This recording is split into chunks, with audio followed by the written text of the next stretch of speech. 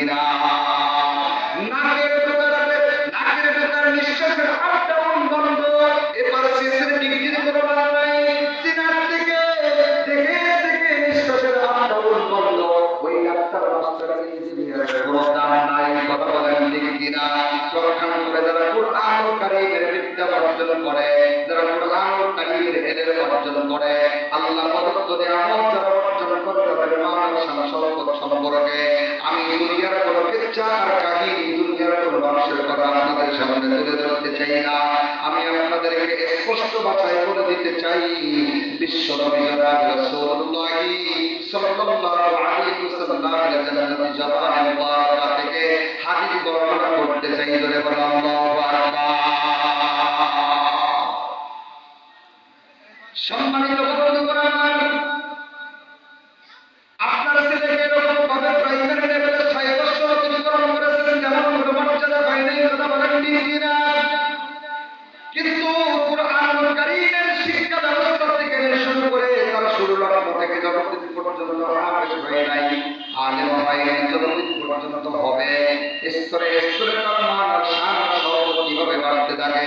রব্বুল আলামিন রাব্বিক মুহাম্মদুর রাসূলুল্লাহ সাল্লাল্লাহু আলাইহি ওয়াসাল্লাম হাদিসের ভিতরে বর্ণনা করেন, বিশ্বনবী জনাব রাসূলুল্লাহ সাল্লাল্লাহু আলাইহি ওয়াসাল্লাম বলেছেন, মান সালাকা তরিকা, আল্লাহু আকবার, জোরে আওয়াজ দিয়ে বলতে হবে আল্লাহু আকবার, আরো জোরে আওয়াজ দিয়ে আল্লাহু আকবার। মান সালাকা তরিকা ইয়াতামিসু ফীহি ইলমা সাহহালাল্লাহু লাহু বিহি তরিকান ইলাল জান্নাহ। জবান করে বলেন আল্লাহু আকবার। সম্মানিত বন্ধুগণ আমার, বিশ্বনবী জনাব রাসূলুল্লাহ সাল্লাল্লাহু আলাইহি ওয়াসাল্লাম পৃথিবীর মানুষদেরকে ডাক দিয়া বললেন, এ পৃথিবীর মানুষ, দুনিয়ার মানুষের বৈষয়িক শিক্ষা, দুনিয়ার মানুষের রচিত শিক্ষা ব্যবস্থা চালু করলা, শিক্ষা ব্যবস্থা অর্জন করলা। 6টা বছর তোমার পরিচয় বাদনসেরা সন্তানের জীবন থেকে 6টা বছর পার করে দিলা, তেমন কোনো মান আর মর্যাদা হয় নাই। কিন্তু কুরআনুল কারীমের বিদ্যা অর্জন করলে, কুরআনুল কারীমের মাদ্রাসায় গেলে কি লাভ, কি শান আর শওকত। বিশ্বনবী বলেছেন, মান সালাকা তরিকা ইয়ালতামিসু ফীহি ইলমা সাহহালাল্লাহু লাহু বিহি তরিকান ইলাল জান্নাহ। জোরে বলেন আল্লাহু আকবার। সম্মানিত বন্ধুগণ আমার, হয়তো আজকের আলোচনা শোনার পরে রাত যখন গভীর হয়ে যাবে, গভীর রজনীতে যখন স্বামী এবং স্ত্রী রাতের বেলায় একই বিছানার মধ্যে বালিশের মধ্যে যখন মাথা দুটো রেখে দিবে, হয়তো এমন একটা পর্যায়ে চলে আসবে, স্ত্রীর মনটা খারাপ, স্বামীর মনটা খারাপ। এমন মা আছে, এমন বোন আছে, স্বামীকে হয়তো জিজ্ঞাসা করবে, ও আমার স্বামী, ও আমার প্রিয়তমা, তোমার মুখটা কেন কালো করে আসো, ব্যাপারটা কি? কি মনের ভিতরে হয়েছে? কি এমন দুঃখ, কি এমন সমস্যা তোমার? হয়তো এমন স্বামী আছে, তার দিয়ে বলতে পারবে কি করবো মনের দুঃখের কথা।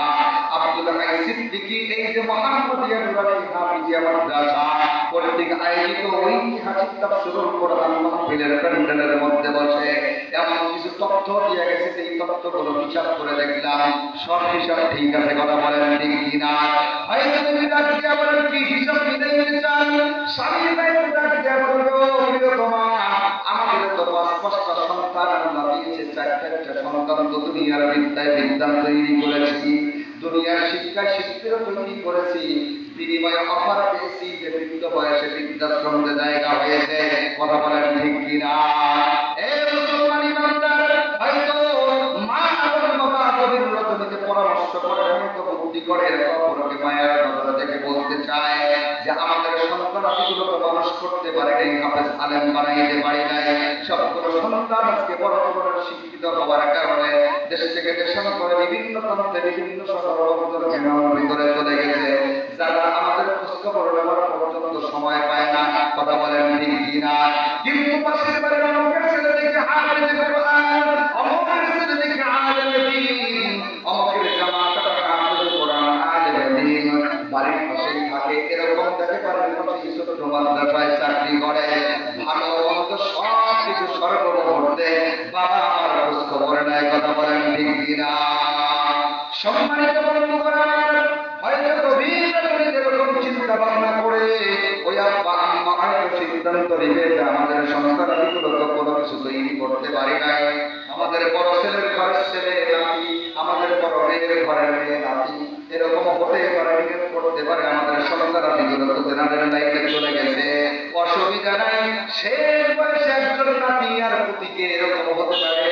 আশেপাশে যত মাদ্রাসা আছে, বিশেষ করে মোহাম্মদিয়া মডেল মাদ্রাসা তিনখানার মধ্যে ভর্তি করায় দিগা নিজের পরিচয় মানুষের সন্তানকে কোরআনের হাফেজ বানাইতে চাই, বলেন সুবহানাল্লাহ।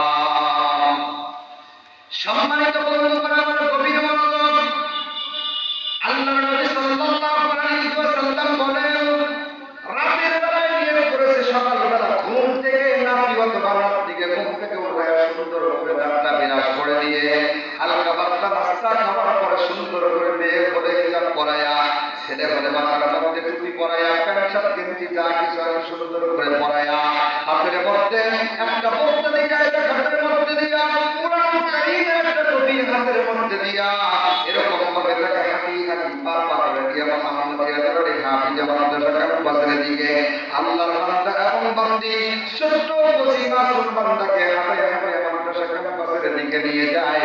আজকে কোনো নতুন ঘটনায় 14 বছর আগে, 2000 বছর আগে আসমানি কিতাব থেকে জনাব রাসূলুল্লাহ সাল্লাল্লাহু আলাইহি ওয়াসাল্লাম জাতির উদ্দেশ্যে বলে গিয়েছেন, মান সালাকা তরিকান ইয়ালতামিসু ফীহি ইলমা সাহহালাল্লাহু লাহু বিহি তরিকান ইলাল জান্নাহ। জোরে বলতে হবে আল্লাহু আকবার।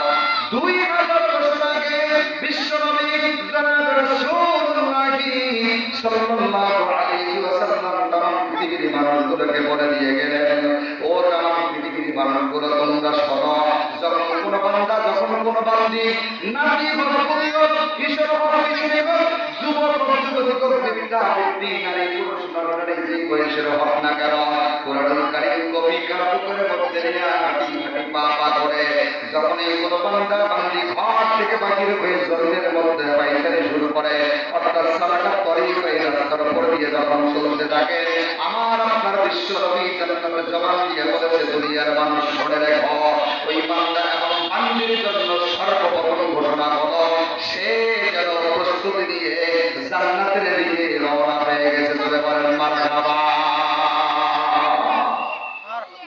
মাদ্রাসায় গেছে, কথা কয় ওলামা একরাম কথা বলেন, মাদ্রাসায় গেছে, এখন পর্যন্ত মাদ্রাসা যায় নাই, কি করছে? কেবলমাত্র টুপি পরে, পাঞ্জাবি পরে, বুকের মধ্যে কোরআনুল কারীমের কপি নিয়ত করেছে, উদ্দেশ্য মাদ্রাসায় যাবে আরবি করতে। সুবহানাল্লাহ বলেন। কোথায় যাবে? কোথায় যাবে?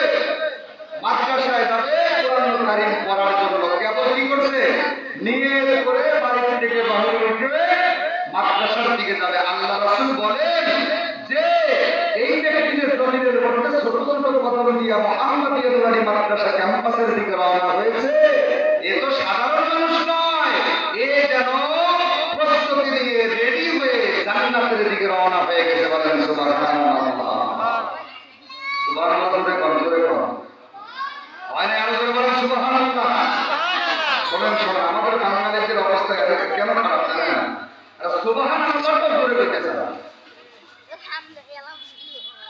আর খেলাধুলা গান বাজনায় হইলে যখন কোনো একটা নর্তকী বা গায়ক এখানে হাতের মধ্যে একবার তালি বাজায়, একে কি শ্রোতাদের হাতের তালি শুরু হয়ে গেল। কথা বলেন ঠিক কিনা?